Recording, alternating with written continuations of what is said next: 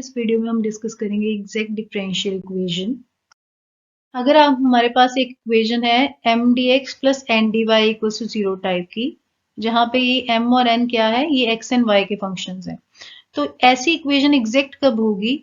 ये एग्जैक्ट तब होगी जब आपके पास एक यू क्या है, एक्स एंड वाई का फंक्शन। तो अगर कोई ऐसा फंक्शन एक्स और वाई का एग्जिस्ट करता है जिसका derivative M D X plus N D Y के इक्वल हो, तो हम बोलेंगे कि ये जो इक्वेशन है ये एग्जैक्ट इक्वेशन है। ठीक है, और जरूरी बात नहीं है कि हर ऐसी दिखने वाली इक्वेशन जो है वो एग्जैक्ट हो। मतलब ऐसा जरूरी नहीं है कि हर M D X plus N D Y equals to zero के लिए कोई ऐसा यू एग्जिस्ट करे जिसको आप डिफ्रेंशिएट करो तो आपको ये मिल जाए। ठीक है, फॉर एग्जाम्पल अगर मैं बात करूं इस इक्वेशन की Y D X plus X D Y equals to zero, तो क्या ऐसा कोई फंक्शन एक्स वाई का एग्जिस्ट करता है जिसको डिफ्रेंशिएट करने पे आंसर जो है वो ये आए, Y D X plus X D Y?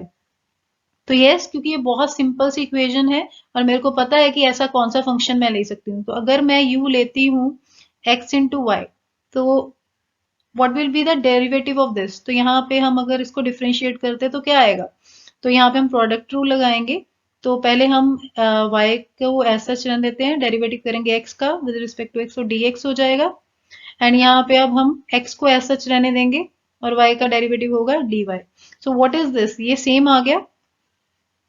तो इसका मतलब ऐसा हमें फंक्शन मिल गया जिसको डिफ्रेंशिएट करने पे हमारे पास ये Y D X plus X D Y आ गया। यहाँ पे ये हमारा m है और ये हमारा n है। ठीक है, तो that means this Y D X plus X D Y equals to zero, ये इक्वेशन क्या है? एग्जैक्ट।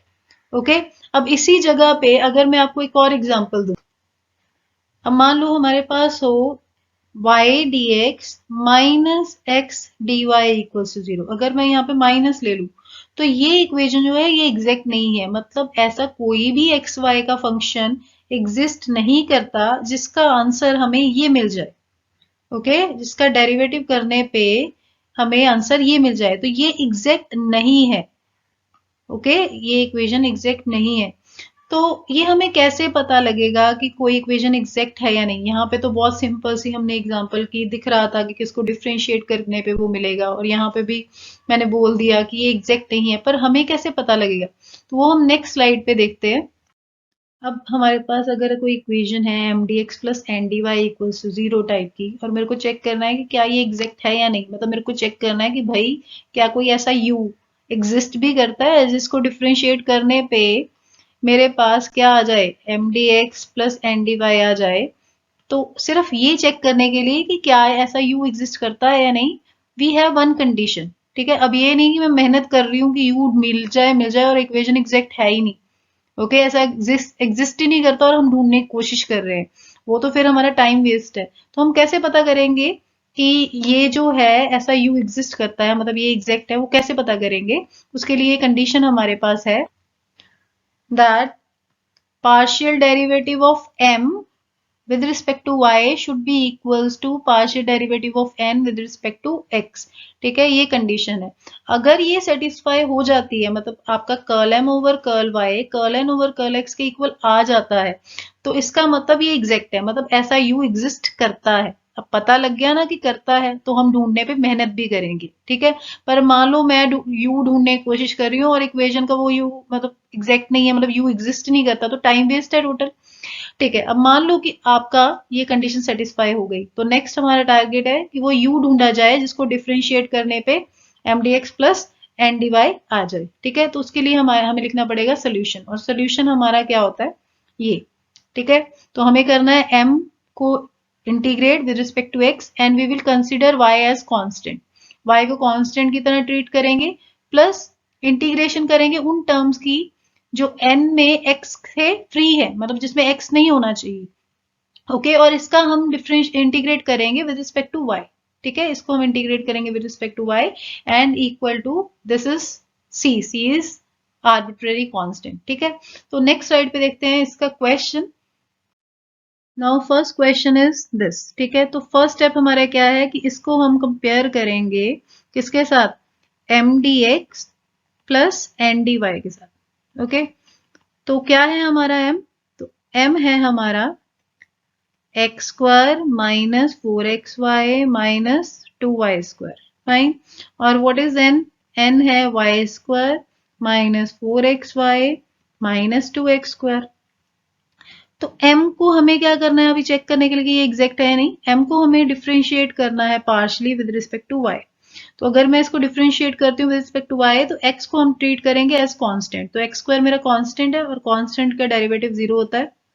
यहाँ पे माइनस 4xy है तो इसमें हमें डिफ्रेंशिएट करना विद रिस्पेक्ट टू y। तो y का डेरिवेटिव हो गया 1, ये आ गया माइनस 4x। यहाँ पे हमें करना है विद रिस्पेक्ट टू y तो ये आएगा माइनस 4y। तो अगर मैं माइनस 4 कॉमन निकाल दूं बचेगा minus 4 into X plus Y.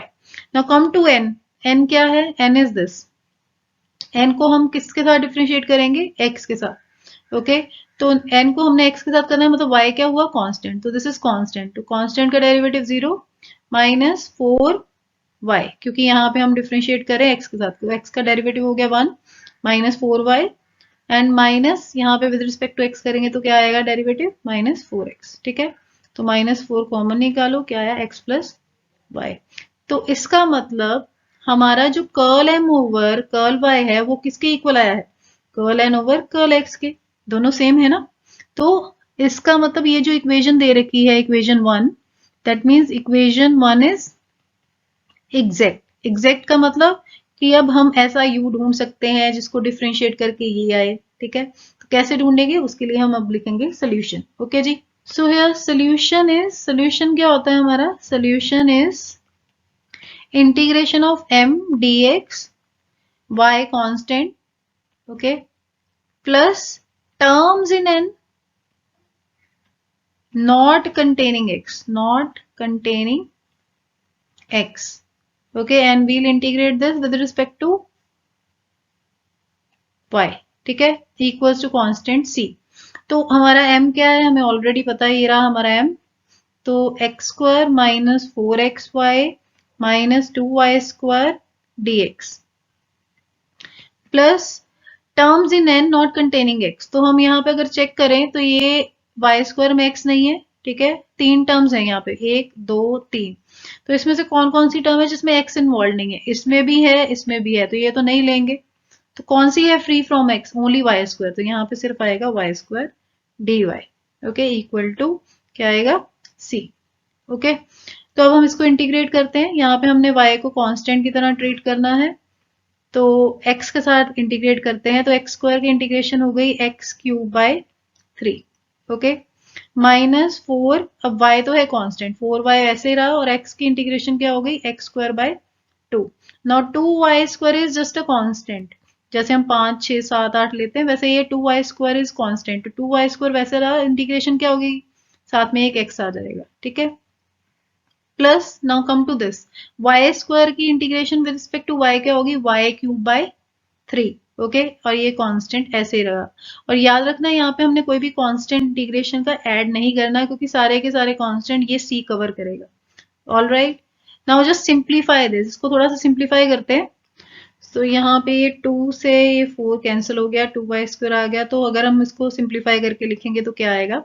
X cube, okay, minus 6x square y minus 6y square x, okay, plus y cube and equals to 3c। क्योंकि ये जो नीचे 3 है ना इसका मैंने एलसीएम ले लिया था। Okay, that's why we are getting 6 here. Okay, तो अभी ये 3c इज सम कांस्टेंट। ठीक है, इसको एक नया नाम दे देते हैं। So ultimately we are getting the solution X cube minus 6x square y minus 6y square x plus y cube, okay, and let's say this is capital C, okay, capital C is what? 3c, okay, ये small c है हमारा, या फिर हम इसको a ही ले लेते हैं, कंफ्यूज ना हो इसलिए यहाँ पे हम कैपिटल a ले लेते हैं। Okay, this is my final solution. तो ये आपका ये जो आंसर आया ये वो u है जिसको डिफ्रेंशिएट करोगे ना आप तो आंसर क्या आएगा? ये आएगा। ठीक है, सो सेम आपको एक क्वेश्चन है जो आपको सॉल्व करना है। So this is a practice question, ठीक है, जो आप खुद से करो और इसका आंसर आना चाहिए ही, ठीक है। इन केस अगर आंसर नहीं आता तो आप डिस्क्रिप्शन बॉक्स में दिए हुए लिंक से सोल्यूशन डाउनलोड कर सकते हैं, ठीक है, और चेक कर लेना। अब इसके बाद हम एक नेक्स्ट क्वेश्चन करेंगे। Now this is a next question. यहाँ पे इसके साथ हमारे पास डी वाई भी है। तो सबसे पहले हमें कंपेयर करना है इस इक्वेशन को किसके साथ, M D X plus N D Y के साथ। Okay, so what is my M, M is secant x tan x tan y minus e power x, and what is our n, n is secant x secant square y। Okay, तो यहाँ पे curl M over curl y क्या होगा, देखो secant x tan x is constant because हम कर रहे हैं y के साथ डिफरेंशिएट, तो यहाँ पे मैं साइड पे फॉर्मूलाज लिख देती हूँ। तो derivative of tan y with respect to y क्या होगा, this will be equal to secant square y। Okay, तो यहाँ पे हमारे पास आ गया secant x as such, tan x as such, और यहाँ से आया secant स्क्वायर y। और e पावर x का derivative with respect to y क्या होगा, अब ये x का फंक्शन है, कर हम y के साथ रहे हैं तो ये तो कांस्टेंट है, और कांस्टेंट का डेरिवेटिव होता है 0। Okay, now curl N over curl x, इसको हम डिफरेंशिएट करेंगे partially with respect to x by keeping y constant, तो y का फंक्शन कांस्टेंट है अभी। Okay, so secant square y is constant, तो ये ऐसे ही रहेगा। अब secant x की differentiation with respect to x क्या होती है, that is secant x tan x। Okay, तो अगर मैं ये यहाँ पे डेरिवेटिव करूं तो ये आएगा secant x tan x। All right, यहाँ पे हम इसको लिख देते हैं tan x, और ये हमारे फॉर्मूलाज है। All right, now if you compare these two things, तो आप देखोगे curl M over curl Y जो है ये एक्चुअली में इक्वल आ गया curl N over curl X के। So that means this given equation is exact. Okay, so given equation is an exact equation. All right, अब हमें लिखना है solution। exact का मतलब कि भाई ये ऐसा u exist करता है जिसको डिफरेंशिएट आप करोगे, u मतलब एक्स वाई का फंक्शन, तो ऐसा एक्स वाई का फंक्शन एग्जिस्ट करता है जिसको डिफरेंशिएट करने पे आपको आंसर ये मिलेगा। ठीक है जी, अब वो हम कैसे ढूंढेंगे u, तो सोल्यूशन लिखते हैं। So this is our solution, m dx keeping y constant, okay, then integration of terms in n not containing x with respect to y equals to c। ठीक है, तो यहाँ पे m तो है ये, इसको हम लिख लेते हैं, ये रहेगा secant x tan x, okay, tan y। अब मैंने tan y को अलग इसलिए किया है क्योंकि हमने x के साथ इंटीग्रेट करना है और ये y का फंक्शन वैसे भी कांस्टेंट है, minus e power x and dx। okay, and we are keeping y as constant, plus terms in n not containing x, तो ये रहा मेरा n। अब इसमें क्या कोई टर्म है विदाउट x, तो कई बार स्टूडेंट्स बोलेंगे कि secant स्क्वायर y है, तो भाई ये टोटल में एक ही टर्म है। अब इसकी जगह पे अगर होता secant x plus secant square y dy, ठीक है, तो हम इसको अगर खोलते तो ये होता secant x dy plus secant square y dy, तो यहाँ पे ये दो टर्म्स मानी जाती। फिर आप बोल सकते थे कि secant square y is one term without x, पर यहाँ पे ये टोटल में एक ही टर्म है, एक ही बार साथ में dy आ रहा है ना, तो एक ही टर्म है और इसमें x है secant x। ठीक है, तो दिस इज हैविंग x, तो we are not having any term without x, तो कोई भी ऐसी टर्म है ही नहीं n में जो x के बिना हो। ओके, तो इसलिए इस केस के लिए यहाँ पे क्या आएगा, यहाँ पे 0 आएगा, कोई ऐसी टर्म हमारे पास है ही नहीं। Integration with respect to y equal to c। Now integrate secant square secant x tan x with respect to x, तो इसकी इंटीग्रेशन भाई होती है secant x। ठीक है, और ये tan y वैसे रहा, ये मैं यहाँ पे लिख देती हूँ, integration of secant x tan x dx, this is actually equals to what, this is equals to secant x। ठीक है, एंड इसी तरह integration of e power x क्या होती है, e पावर x ही होती है। ठीक है, तो यहाँ पे इसकी integration with respect to x आएगी e power x। All right, and ये तो है ही 0, तो ये प्लस 0 ऐसा आ गया, और कांस्टेंट c। याद रखना कांस्टेंट हम कोई ऐड नहीं कर रहे, सब कांस्टेंट ये c कवर कर रहा है। ठीक है, तो अगर इसको सिंप्लीफाई करें तो आंसर आएगा secant x tan y minus E power X equals to C. This is my final answer, मतलब ये हमें वो u मिल गया जिसको डिफ्रेंशिएट करेंगे तो आंसर क्या आएगा ये। ओके, सो आई होप कि exact differential equation is clear to you. ठीक है, तो ये हमने इस वीडियो में देखा कि एग्जैक्ट है तो सोल्यूशन कैसे निकालना है। नेक्स्ट में हम देखेंगे कि कुछ इक्वेशन ऐसी होती हैं जो एज सच एग्जैक्ट नहीं होती हैं, पर उनको एग्जैक्ट बनाया जा सकता है by using the integrating factor. तो वो जो कॉन्सेप्ट है, वो जो 5 रूल्स हैं कि किस तरह से हम एग्जैक्ट इक्वेशन जो नहीं है उसको एग्जैक्ट बनाएंगे, वो हम नेक्स्ट वीडियोस में देखेंगे। तो thank you very much, this was all about this. और पिछला क्वेश्चन एक बार ट्राई करना ताकि ये कॉन्सेप्ट जो है आपको क्लियर हो जाए। Okay, and I will see you in the next video.